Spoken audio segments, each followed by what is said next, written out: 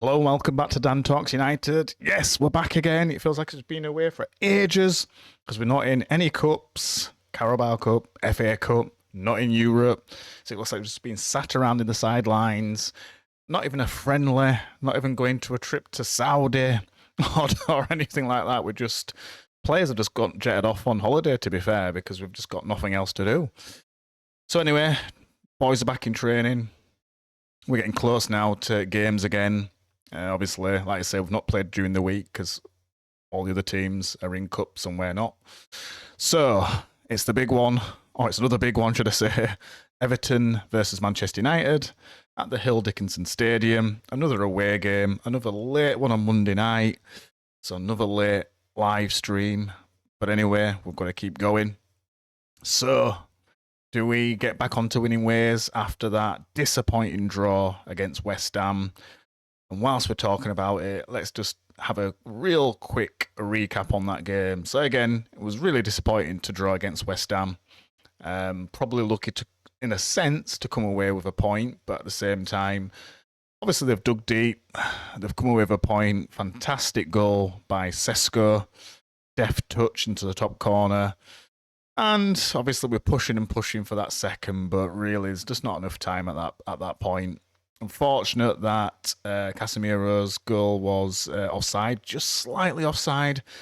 Then Xerxes anyway, gets a header, just shaves past the post. So there's a chance that if we'd have got back into that game a bit sooner, you never know, we could have come away with 3 points. And then that guy with all the hair could have got a haircut and we could have moved on. But what happens instead? We end up going back to 0 for that guy. And it's back to, are we going to get 5 wins in a row? Is this guy going to get a haircut? It's going to be all over the TV. You're going to hear it during games. You're going to get it in the press conference. You're going to get players asked about it. Boring. But anyway, it is what it is. We're here. And it's more about Manchester United and the fact, can we get back onto winning ways? Can we do it? We need to do it. We need to cement that top 4. We need to get back in Europe. We need to get better players, as I keep saying.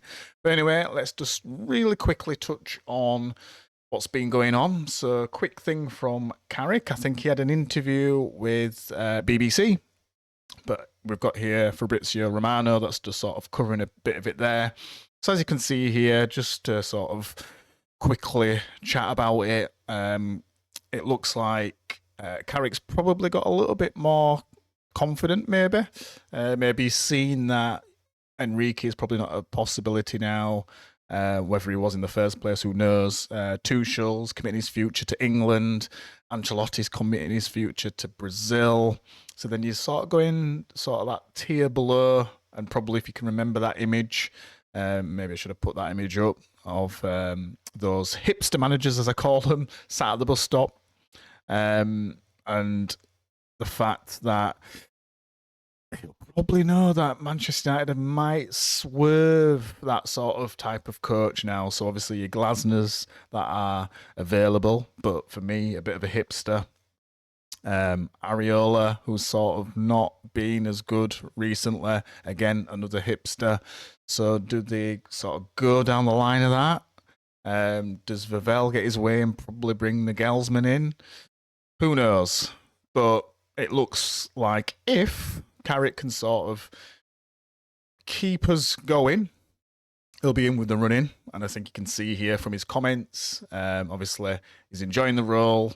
Obviously he's not trying to think about things too far ahead, but I'm sure he's going to want to put his hat in the ring. So that's just to cover that there, just to say he's loving what's happening, he's enjoying things, and I'm sure he would take the job if it was offered to him long term. So we will see. So just to what I normally do, and to sort of have a look at what both teams have been doing in their last 5 games. Then after I've done that, we'll have a quick look at if there's any sort of key players that might be out. And then what we'll do then is we'll just see what FootMob are sort of suggesting or predicting will be the starting lineups for both teams. And we'll just go through that really quickly. Please, with every sort of section that we go through, put your comments in the chat. So obviously, we're going to start off with the last 5 games for both sides. But when we get into sort of the prediction of the starting lineup, please put your comments in. Please tell me what you or who you would go with and who you'd start. But let's kick off first with the last 5 games for both teams. So on the left-hand side, you've got Everton. On the right-hand side, you've got Manchester United. Left-hand side, then Everton beat Villa. Then they drew against Leeds. They have drawn against Brighton. Then they beat Fulham. And then they lost against Bournemouth. So as you can see there, their sort of home form's a little bit patchy. Let's go on the right-hand side then for us. Again, never get bored of saying this. Beat City. Beat Arsenal. Beat Fulham. Beat Tottenham. I mean, look at that run. To be fair, I'm sort of laughing there. I know it's a little bit of a bounce, but some good teams that have been beaten there and some variation there as well. So you've beat first and second, then you beat a team that would be relatively low block, and then Spurs. So, and then obviously that draw against West Ham sort of halts the winning run and stops their haircut. Anyway, let's move on to players that could be out then. So for Everton there, you've got O'Brien. Don't know how much of an impact he would be anyway. That's suspended. And then Grealish. Now, to be fair, Grealish has played pretty well against us in the past. So, you know, never going to wish injury on anyone, but he's injured. So it can sort of be quite joyful that he's not going to be playing against us on Monday. For us then, we've got Dorgu. That's out. It's saying there mid sort of April. Not sure how long. Maybe that's correct. Mount. Not going to face Everton, I'm sure. Carrick's already sort of confirmed that. And De Ligt is a bit further behind anyway, so he's definitely won't be playing against Everton. I think they're trying to give De Ligt as much time as possible because we're not in a desperate situation for a centre-back coming back in, although it'd be good to have him back. We're not desperate, so I think they're giving him as much time as possible. And then Mount. Again, we don't know where he's going to fit really back in this sort of 4-3-3 system. But again, it looks like they're taking the time with him as well. But it sounds like, from what Carrick's been saying in the presser, that he's not too far off on a return. So let's just go up to the predicted lineups for both sides then, from FootMob's perspective. And let's see how closely aligned we are. So let's start off with us then on the right-hand side. Le Mans in goals, no question there, no argument. Dalot at right back, toss up. You could probably put Mazraoui there, but we'll go with Dalot there. Centre backs then Martinez and Maguire. Now I don't know if Maguire's injured or not. I don't know if he's got a knock, but if he hasn't, go with him. But if not, Yoro came in and played really well against West Ham, and for me, stopped us from losing. Really, two key challenges where it was sort of 1-on-1 or even 2-on-1 to be fair, and he did really well in that situation. Considering his age, he did really well against the attackers there. To sort of narrow the angle down and intercept. So, you know, fair play to Yoro. Left back then, Shaw, been playing, you know, decently.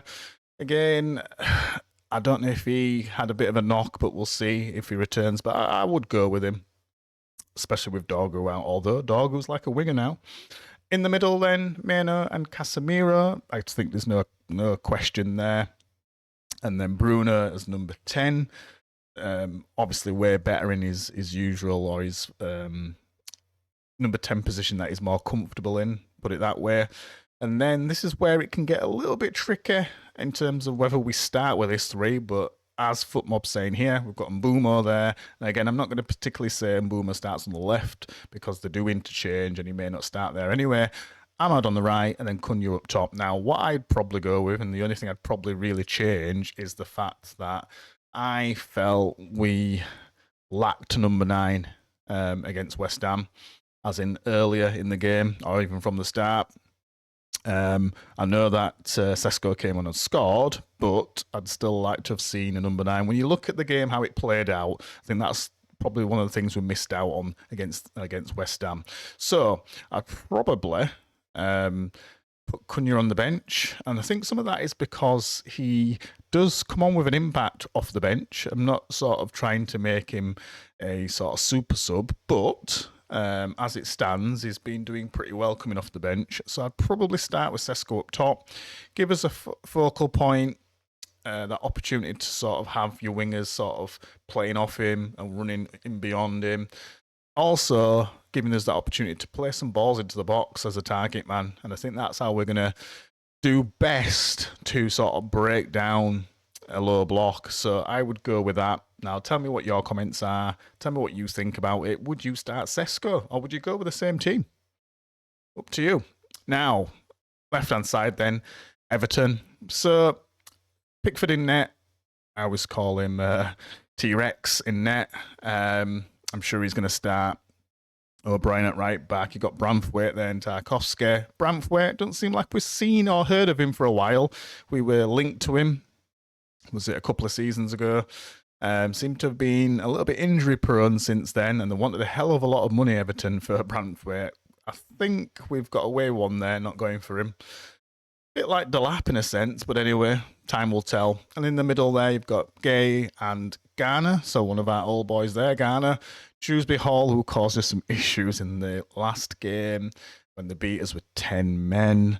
And then you've got George there on the left and Di on the right. And then one of those strange, tricky sort of strikers that you just don't know what you're going to get from them. Barry up top, potentially. So that is the predicted lineup. So like I was saying, just please put your comments in and tell me what you think, whether you think that's the way to go or if you've got some variations. No, let's not go there. I'm going to say, do we change formation? Let's definitely not do that. So let's just have a quick look though, and sort of the league standings as it stands just before we get into the weekend. So Arsenal at top. Are they going to bottle it?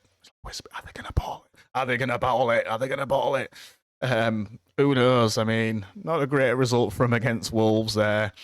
City, are they smelling blood? You know what City are like in these situations normally. I don't know if we're going to get the same City what we've got in past seasons where once they get sniffed, they're in.